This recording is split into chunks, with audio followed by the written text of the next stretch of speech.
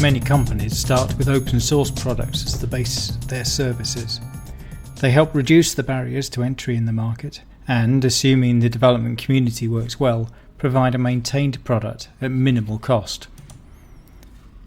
There are lots of well-supported open source platforms on which to start a business. The one you choose will depend very much on your particular area of interest and expertise.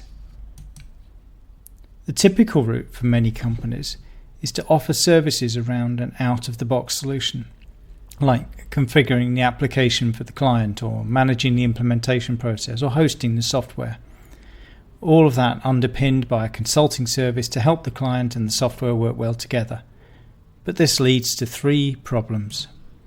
First, you'll soon find yourself competing with lots of other organizations just like yours. What's going to distinguish you from the others?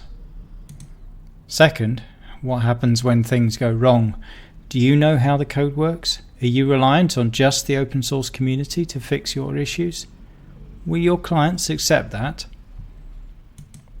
And third, your clients, in many cases, will have specific needs that cannot be met using an out-of-the-box solution. They will want you to make tweaks to the code or even develop whole new pieces of functionality. And that's where things start getting really complicated. As each customization is developed for a client, it adds further complexity to what you do, not just in terms of the code. It also means the support team will need to know about that particular customization for that particular client. And when there are any changes to the base software, like a security patch, you'll need to test every single customization before you can upgrade your clients. In many companies like this, there's not even a maintained library of customizations that can be reused for new clients. Yes, open source gives you the freedom to change anything you want to change, and that's fine if you're a single organization with an in-house development team. But if you're a company trying to scale up to multiple clients, then it's probably a good idea to operate in a more controlled way and to constrain some of those freedoms. Organizations scale well when they develop processes that are repeatable, that can be done over and over for different clients using standardized practices. The aim is to be able to reuse as much as possible.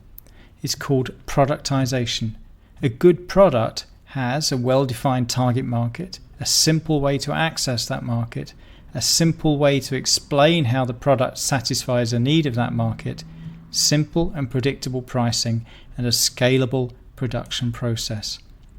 So what follows is a 5-step plan to help you move from a chaotic, unsustainable approach to one that is sustainable and scalable.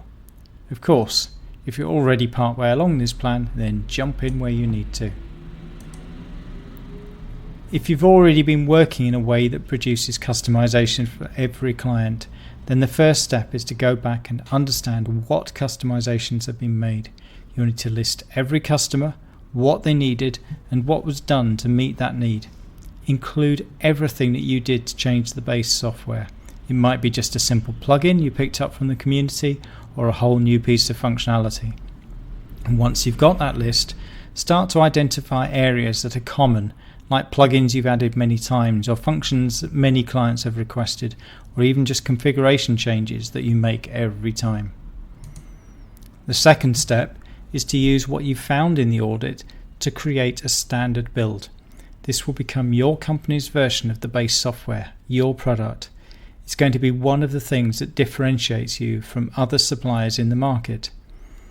The standard build should have the following characteristics. 1. You should be able to have it ready for a client or a demonstration within a matter of minutes. 2. It should have a standard configuration that works for your particular client sector, like security settings or disabling redundant functions. And 3. It should include commonly requested plugins and customizations that are ready for multiple customers in your market sector. Now you have a product ready to go. You'll need to make a list of everything else that you want to do to improve what you're offering. Much of that list will come from the audit you did earlier, but you will also get further feature requests from new and existing clients. Everything on the list will need to be prioritized. How you do this will vary by company, but we would suggest you consider first of all how many clients need the feature, the cost to implement the feature, whether one or more clients will fund it, and the impact the feature will have on existing clients. So, now you have a product and a roadmap for the future. It's time to work with the teams that work directly with your customers. Up to now, they've all been used to a situation where every customer is a new project with a different product. The aim is to standardize things so that the sales team have a clear message about the product they're selling with predictable pricing. The implementation team are only required to make and document configuration changes, and the support team have one product with a gradually increasing feature set that is common across all customers. The main difficulty to overcome is how to get across the message that from now on you'll only make customizations that can be built into the standard product. We would suggest you focus on the increased speed and the decreased costs for your customers, which are enabled by having a single product. Once you have the core development, sales, implementation and support processes sorted out, you will then need to make sure that everything is connected up. Your product team are at the heart of this process, as they are the gatekeepers, the builders, the communicators about everything to do with the product. In a typical software business, there are some key roles that the product team would have. Not always separate people, but often. And the central one is product management or product owner.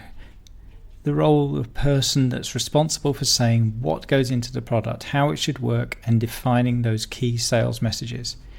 So the model we've got now is that we have the product team in the center. They're in the middle of everything that goes on. So when a new upgrade comes in from the open source community, they take it in and they test it and they make sure it all works with the new customizations.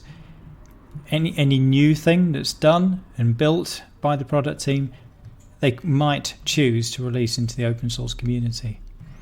Those feature requests that come in might come from the sales team to help bring in new customers. As they go out, they'll understand what the needs are. Might come from the implementation teams as they discover what their customers need, or it might come from the support teams to help fix some problems that are being encountered by their customers.